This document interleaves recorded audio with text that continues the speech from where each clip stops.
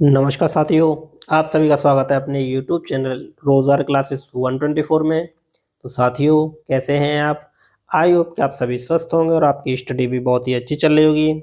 तो साथियों, जैसा कि आप सभी को पता है कि हम होम गार्ड, एसएससी जीडी और रेलवे एसएससी वगैरह जो भी आने वाले एग्ज़ाम हैं, उनको देखते हुए हम एक सफलता सीरीज़ स्टार्ट किए थे। उसी सीरीज़ में आज हम बात करेंगे प्रैक्टिस सेट नंबर 8। 7 तक साथियों वीडियो अपलोड हो चुके हैं। यदि आपने वो वीडियो नहीं देखे हैं तो उन्हें वीडियो देख लीजिएगा। इस वीडियो को साथियों आप अंत तक ज़रूर देखें और आपको यकीन हो जाएगा कि क्वेश्चनों का लेवल और उनका एक्सप्लेनेशन कैसा है। तो साथियों, जल्दी से जल्दी यह वीडियो अपने दोस्तों के साथ शेयर कर दीजिए और जिनका भी एग्ज़ाम जो अभी रिसेंट में होने वाला है, स्पेशली होम गार्ड और एसएससी जीडी, तो इसमें हमने 10 क्वेश्चन इंक्लूड किए हैं। तो आप कमेंट करके ज़रूर बताएं कि आपके 10 में से क्वेश्चन कितने सही हुए। तो चलिए वीडियो स्टार्ट करते हैं। पहला क्वेश्चन है, आप इसका आंसर जरूर बताएंगे। तो क्वेश्चन कह रहा है कि चतुर्थ बौद्ध संगीति की अध्यक्षता किसने की थी? तो आप सभी को पता है कि जो बौद्ध संगीति यानी 4 बौद्ध संगीति हुई थी, कौन कौन सी हुई थी? पहली, दूसरी, तीसरी, चौथी। कहाँ कहाँ हुई थी ये भी साथियों आपको पता है। तो आप इसमें कमेंट करके जरूर बताएं कि इसका आंसर क्या होगा। तो चौथी बौद्ध संगीति, आइए सभी बौद्ध संगीतियां हम देख लेते हैं, तो उसके बाद इसका आंसर करेंगे। तो बात करते हैं पहली बौद्ध संगीति की। तो प्रथम बौद्ध संगीति कब हुई थी? तो वो 483 बीसी में हुई थी। और कहाँ पे? राजगीर या राजगृह है। और ये किसके शासनकाल में हुई थी? तो ये हुई थी अजातशत्रु। और इसकी जो अध्यक्षता की थी वो की थी महाकश्यप ने। किसने? महाकश्यप या महाकश्यप। ठीक। तो पहली बौद्ध संगीति 483 बीसी में हुई थी। राजगृह में शासनकाल कौन था? अजातशत्रु और अध्यक्ष महाकश्यप। दूसरी बौद्ध संगीति की बात करें तो ये 383 यानी इसके 100 वर्ष बाद होती है। 383 बीसी में होती है। और स्थल की बात करें तो ये हुई थी वैशाली में। और शासक कौन? तो शासक काला शुक। अध्यक्षता किसने की थी? तो इस अध्यक्षता की थी सब्बकामी ने। पहली की अध्यक्षता महाकश्यप ने और दूसरी की थी सब्बकामी ने। तीसरी बौद्ध संगीति की बात करें तो ये हुई थी 251 बीसी में। तो 251 बीसी कहाँ पे? पाटलिपुत्र में हुई थी अशोक के समय में। और इसकी जो अध्यक्षता की थी वो की थी मोगलीपुत्र ने। मोगलीपुत्र ने की थी। और चौथी संगीति की बात करें साथियों तो वो की थी चतुर्थ बौद्ध संगीति यानी पहली शताब्दी में हुई थी। और स्थान कुंडलवन कश्मीर में हुई थी। किसके शासनकाल में? तो कनिष्क के शासनकाल में। और इसकी अध्यक्षता किसने की थी? वसुमित्र ने। तो वही क्वेश्चन पूछा गया था कि जो चौथी बौद्ध संगीति हुई थी तो उसकी अध्यक्षता किसने की थी? तो वो की थी वसुमित्र ने। अगर चौथी बौद्ध संगीति किसके शासनकाल में ये पूछा जाए तो कनिष्क ने। कहाँ पे? कुंडलवन कश्मीर में पहली शताब्दी में हुई थी। तो आप इसका स्क्रीनशॉट ले लीजिए साथियों, इंपॉर्टेंट क्वेश्चन है, यहाँ से क्वेश्चन एग्जाम में पूछा जाता है। तो इसका अब आंसर क्या हो जाएगा? तो आप बोलोगे आंसर हो जाएगा ऑप्शन बी। कौन सा? Option B. तो ये किसके समय में हुई थी? तो ये कनिष्क के समय में। आइए इसकी ट्रिक देख लेते हैं कि जो चारों बौद्ध संगीतियां हैं कहाँ पे और किसके शासनकाल में हुई थी, उसकी ट्रिक देख लेते हैं। तो उसकी ट्रिक क्या है? अका, अक, राव, पाको। ये इसकी ट्रिक है। ये तो है साथियों शासक। कौन है? ये है शासक और ये है स्थान। तो आ से क्या हो जाएगा? तो आ से हो जाएगा अजातशत्रु। अजातशत्रु।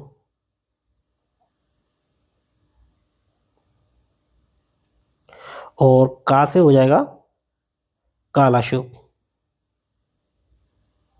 कालाशोक। और अक से हो जाएगा अशोक। और क से हो जाएगा कनिष्क। तो ये तो शासक थे। और बात करें स्थान तो रा से क्या हो जाएगा? तो वो हो जाएगा राजगृह। राजगृह लिखा हो या राजगीर लिखा हो, और वैसे क्या हो जाएगा, तो वैसे हो जाएगा वैशाली, यहाँ पे राव है वैशाली। और पा से क्या हो जाएगा, तो पा से हो जाएगा पाटलिपुत्र।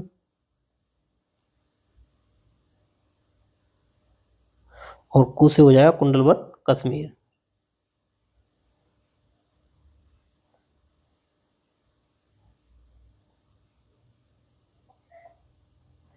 तो ये साथियों इसकी ट्रिक है, यानी पहली बहुत संगीत थी अजातशत्रु राजगृह में, ये दूसरी, ये तीसरी और ये चौथी। और ये पहले का स्थान, पहले का स्थान, ये दूसरे का और तीसरे का, चौथे का। तो इस ट्रिक से आप साथियों क्वेश्चन को टैकल कर पाएंगे।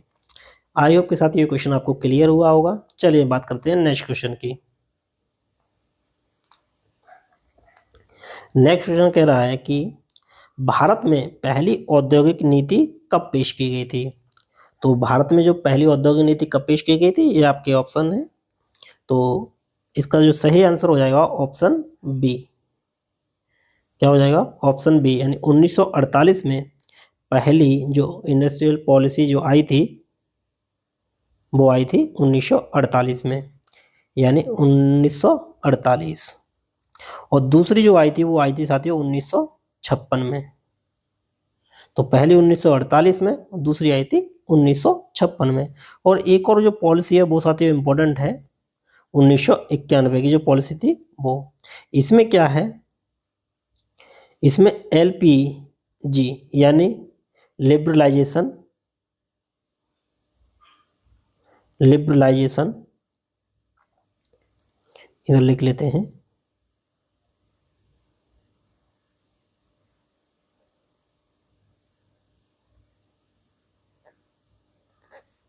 यानी शहरी उदारीकरण, सॉरी उदारीकरण,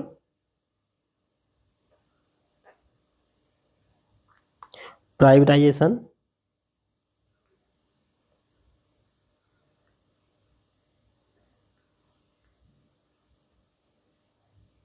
यानी निजीकरण, और ग्लोबलाइजेशन यानी वैश्वीकरण। तो यानी LPG रिफॉर्म्स बोलते हैं इनको। तो ये आए थे कब, 1991 की पॉलिसी में।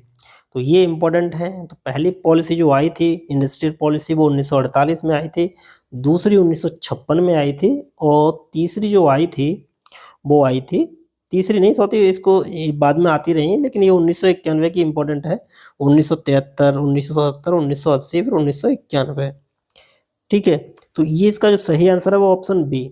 और जो पहली इंडस्ट्रियल पॉलिसी आई थी तो इसमें क्या था, इसका जो मेन उद्देश्य था वो मिश्रित अर्थव्यवस्था, यानी सार्वजनिक और जो निजीकरण उन दोनों की मिश्रित अवस्था का उद्देश्य इसमें था। तो इसका आंसर क्या हो जाएगा, बी, 1948। चलिए बात करते हैं नेक्स्ट क्वेश्चन की। नेक्स्ट क्वेश्चन कह रहा है कि वह विटामिन जो बहुत अस्थिर है और खाना पकाने तथा भंडारण के दौरान आसानी से नष्ट हो जाता है, तो वह विटामिन कौन सा है। तो जब खाना बनाते हैं तो किस में बनाते हैं, तो और गर्म करने पे नष्ट हो रहा है और पानी में भी विलय हो जाता है, तो कौन सा विटामिन है। तो आप सभी को पता है कि जो पानी में घुलनशील विटामिन है और वसा में घुलनशील विटामिन है। तो वसा में कौन कौन से हैं, तो आपको ट्रिक याद होगी, डेका और VC, यानी जो बी के जो पार्ट्स हैं और एस्कर्बिक एसिड जो सी है, वो दोनों विटामिन जो है पानी में घुलनशील है, इसीलिए दोनों नष्ट हो जाते हैं। लेकिन सी जो है बहुत अस्थिर है, ये 70 डिग्री से, यानी अगर टेम्परेचर 70 डिग्री से ऊपर जाता है तो यह विटामिन जो सी है वो नष्ट हो जाता है। कौन सा विटामिन, विटामिन सी। तो इसका जो सही आंसर है वो हो जाएगा ऑप्शन बी, यानी विटामिन सी। और इस विटामिन का जो नाम है, साइंटिफिक नाम की बात करें तो एस्कर्बिक एसिड इसका नाम है। क्या नाम है इसका, चलिए नाम भी लिख देते हैं, एस्कर्बिक एसिड।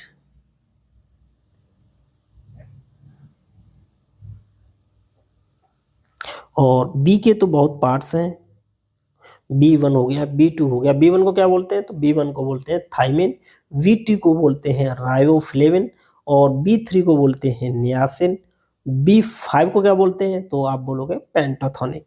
B6 को पायरिडॉक्सिन, B7 को बायोटिन, V9 को फॉलिक एसिड, ये इंपॉर्टेंट है, और B12 को बोलते हैं कोबालमिन। तो ये विटामिन जो बी है उसके पार्ट्स हैं। डी का जो नाम है, क्या नाम है, तो डी का जो नाम है वो है कैल्सीफेरॉल, कैल्सीफेरॉल। ई का नाम क्या है, तो ई का नाम क्या है साथियों, तो वो है साथियों फ्लिक्विनोन। क्या है, सॉरी टोकोफेरॉल है इसका, टोकोफेरॉल। और जो विटामिन के है उसका नाम क्या है, तो उसका नाम है फ्लिक्विनोन। और ए का नाम क्या है, तो ए का नाम है साथियों रेटिनॉल। तो विटामिन डी का नाम है कैल्सीफेरॉल, विटामिन ई का नाम है टोकोफेरॉल, विटामिन के का नाम है फ्लोक्विनोन, और विटामिन ए का नाम है रेटिनॉल। सी का नाम एस्कर्बिक एसिड बता चुके हैं, और बी के जो भी है नाम है वो भी हम बता चुके हैं। चलिए बात करते हैं नेक्स्ट क्वेश्चन की। ये है साथियों फैट सोल्यूबल और ये है water soluble. B1, B2, B3, चलिए इनके नाम लिख देते हैं। तो B1 को क्या बोलते हैं, तो B1 को बोलते हैं थाइमिन।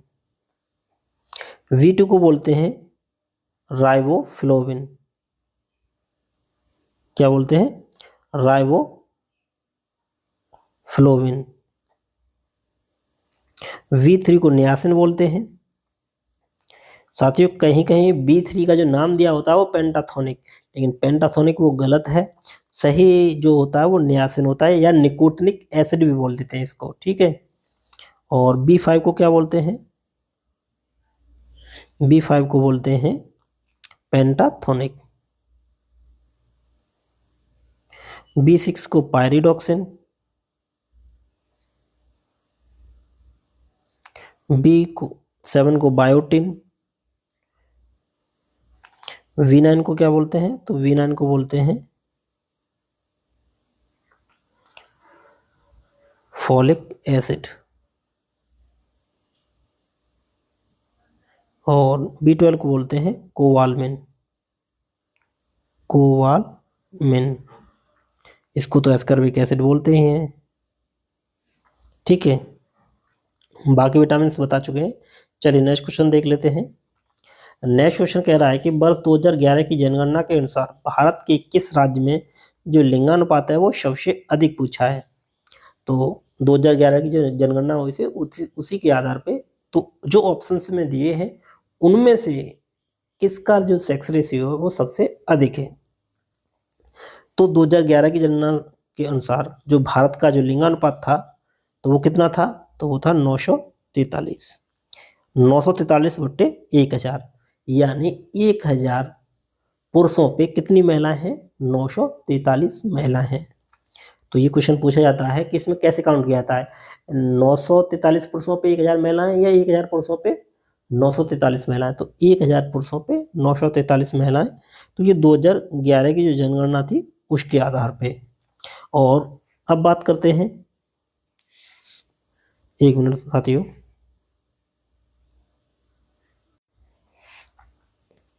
तो मध्य प्रदेश, तो मध्य प्रदेश का कितना है, तो मध्य प्रदेश का है 931/1000।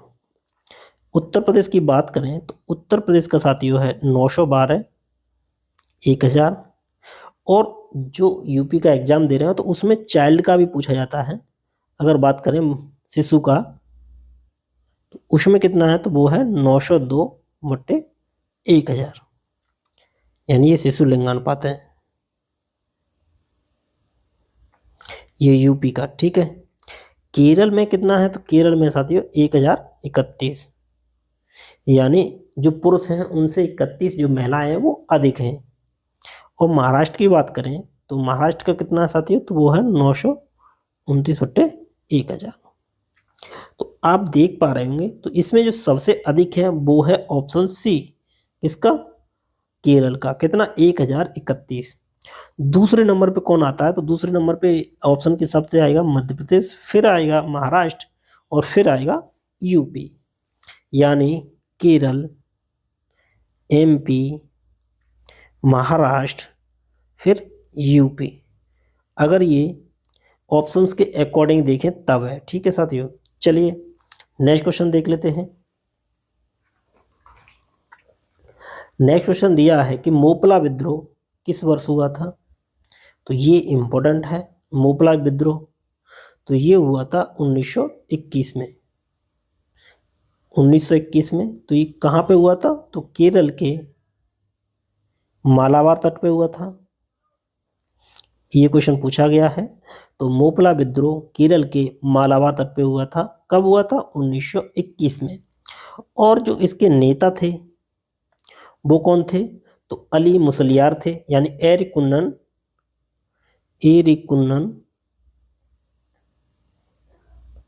अली मुसलियार।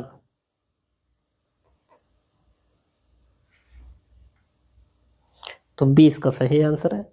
चलिए नेक्स्ट क्वेश्चन देख लेते हैं।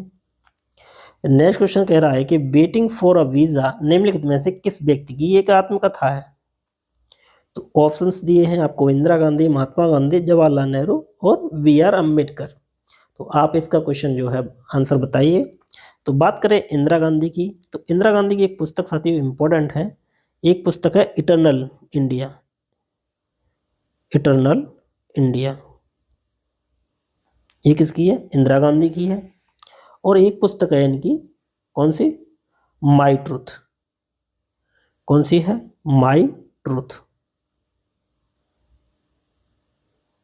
तो इनकी दो पुस्तक इंपॉर्टेंट है इंदिरा गांधी की, इटर्नल इंडिया और my truth.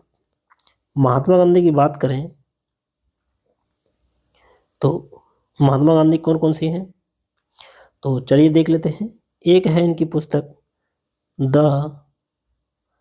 Story of my experiment with truth. दूसरी पुस्तक है इनकी हिंद स्वराज।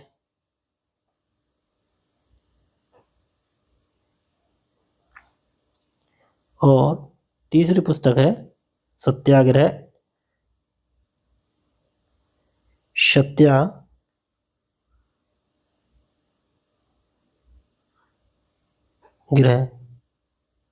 सत्याग्रह इन अफ्रीका।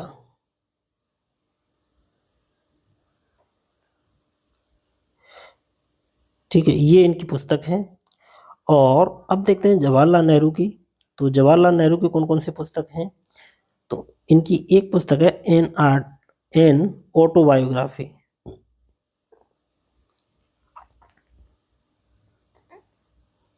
और दूसरी पुस्तक है इनकी द डिस्कवरी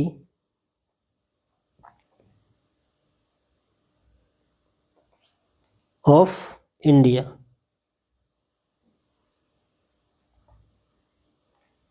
और एक पुस्तक है इनकी ग्लिम्पिस ऑफ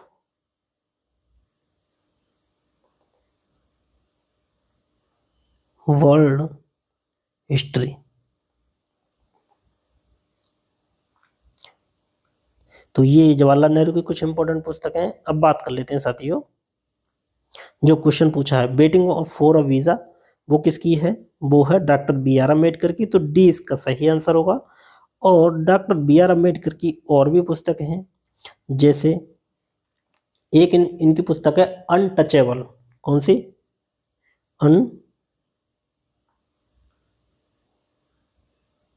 अनटचेबल।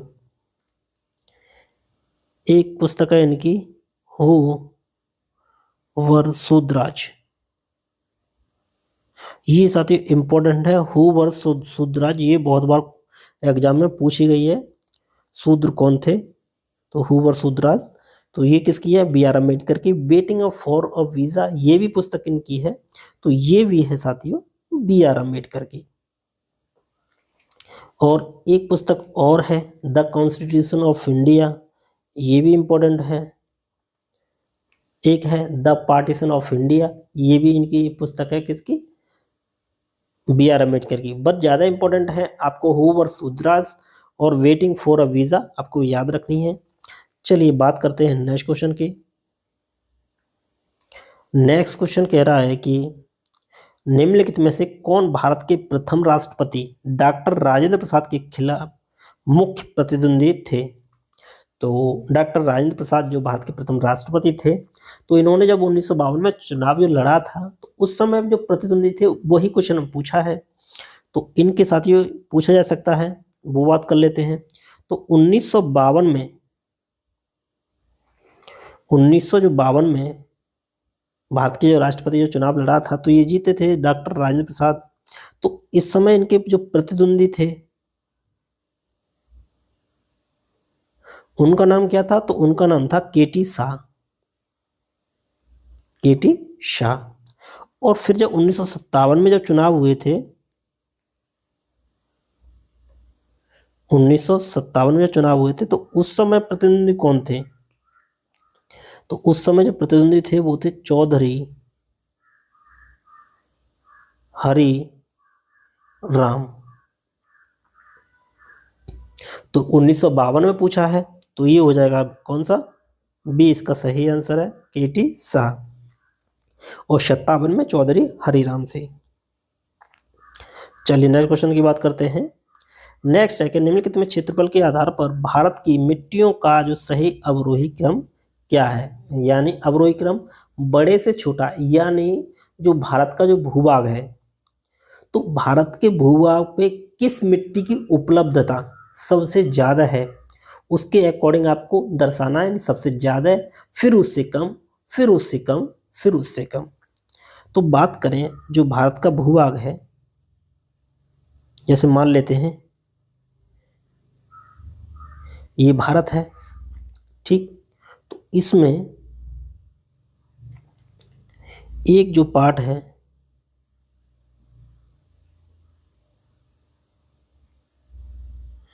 तो ये कौन है, सॉरी, मान लेते हैं ये जो पार्ट है ये है हमारी जलोढ़ मिट्टी।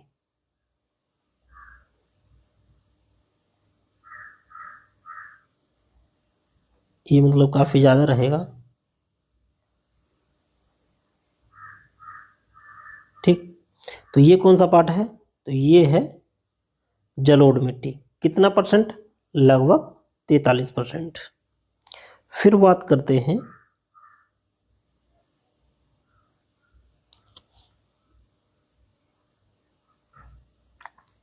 ये कौन सा पार्ट है, आप बोलोगे कौन सी मिट्टी, तो ये लाल मिट्टी। चलिए इसको लाल से ही दर्शा देते हैं।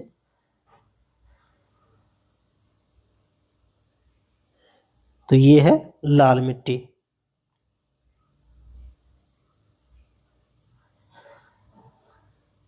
ये कितना परसेंट है, तो ये है 18%। कितना परसेंट, 18%। फिर बात आती है साथियों काली मिट्टी की।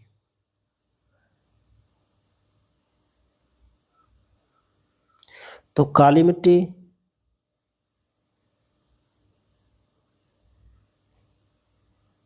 ये है साथियों काली मिट्टी, ये है 15%। और जो रिमेनिंग पार्ट बचा है वो है लेटेराइट मिट्टी।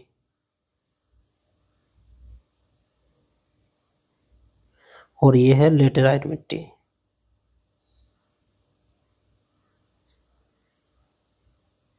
थ्री 3.7%, लगभग 4% है। तो पहले नंबर पे आएगी जलोढ़ मिट्टी, यानी ये आंसर नहीं हो सकता और ये भी आंसर नहीं हो सकता। पहले जलोढ़ मिट्टी आएगी, फिर आएगी लाल मिट्टी। तो जलोढ़ मिट्टी, लाल मिट्टी, जलोढ़ मिट्टी, काली मिट्टी, मतलब ये भी आंसर नहीं होगा। तो ये इसका सही आंसर हो जाएगा जलोढ़ मिट्टी, लाल मिट्टी, काली मिट्टी और लेटराइट मिट्टी। तो इससे आप पहचान लीजिए सबसे जो अधिक पार्ट है वो जलोढ़ मिट्टी 43%, फिर लाल मिट्टी 18%, और फिर है काली मिट्टी 15%, लेटराइट मिट्टी 3.7%। नेक्स्ट क्वेश्चन देखते हैं। नेक्स्ट क्वेश्चन कह रहा है कि फरवरी 2026 में असम की शोनितपुर जिले में के मिसामारी में आयोजित संयुक्त सैन्य अभ्यास खंजर का जो 13वां संस्करण हुआ है वो भारत और किस देश के बीच होता है? तो खंजर का आयोजन कहाँ हुआ है? तो वो भारत में हुआ था, असम में शोनितपुर जिले के मिसामारी में आयोजित हुआ था। तो खंजर किस किस के बीच होता है? कजाकिस्तान के बाद बीच क्या कौन मतलब किस देश के बाद होता है? कजाकिस्तान और भारत के बीच कौन सा युद्धाभ्यास होता है? तो कजाकिस्तान और भारत, इसके बीच कौन सा होता है? तो ये होता है काजिंद। और कजाकिस्तान और भारत के बीच वो कौन सा होता है? तो वो होता है दस्तलिक।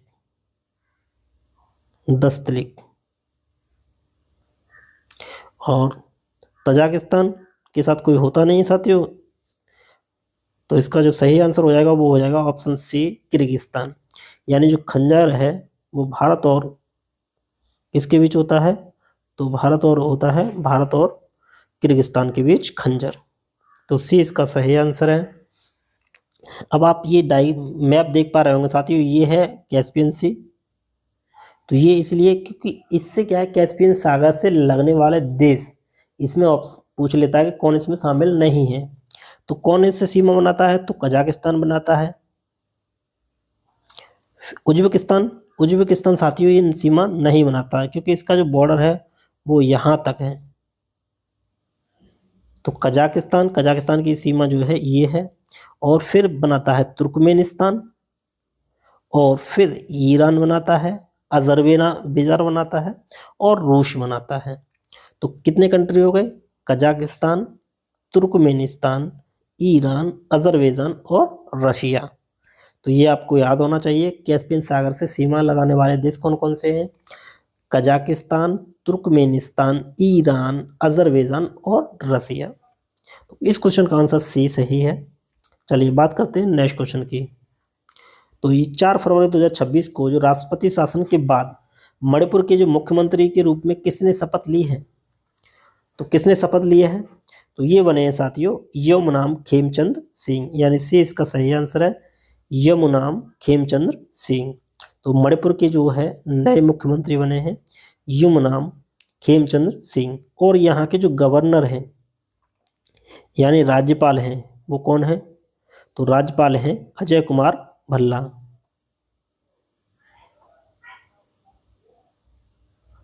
अजय कुमार भल्ला। और मणिपुर में साथियों एक मणिपुरी डांस है और एक मार्शल आर्ट है। कौन सी? Thangta martial art. ये पूछा गया है मार्शल आर्ट कौन सी है यहाँ की? तो वो है थांगटा। और मणिपुर में जो झील है कौन सी? लोकटक झील।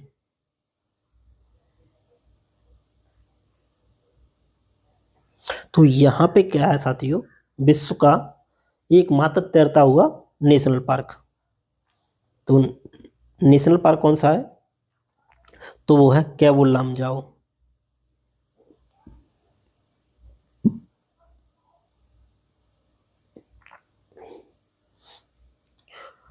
तो ये कहाँ का है? ये मणिपुर का है। और मणिपुर का एक थांगड़ा नृत्य हो गया, एक यहाँ पे फेस्टिवल है कौन सा? लाई हरोवा। कौन सा साथियों? लाई हरोवा। ये पूछा गया है तो इम्पोर्टेंट है साथियों। अब बात करते हैं मुख्यमंत्री जो यहाँ के बने हैं वो बने हैं यमुनाम खेमचंद्र, राज्यपाल अजय कुमार भल्ला। तो साथियों ये जो 10 मोस्ट इम्पोर्टेंट क्वेश्चन थे, तो आप कमेंट में ज़रूर बताएं कि आपके 10 में से कितने क्वेश्चन सही हुए।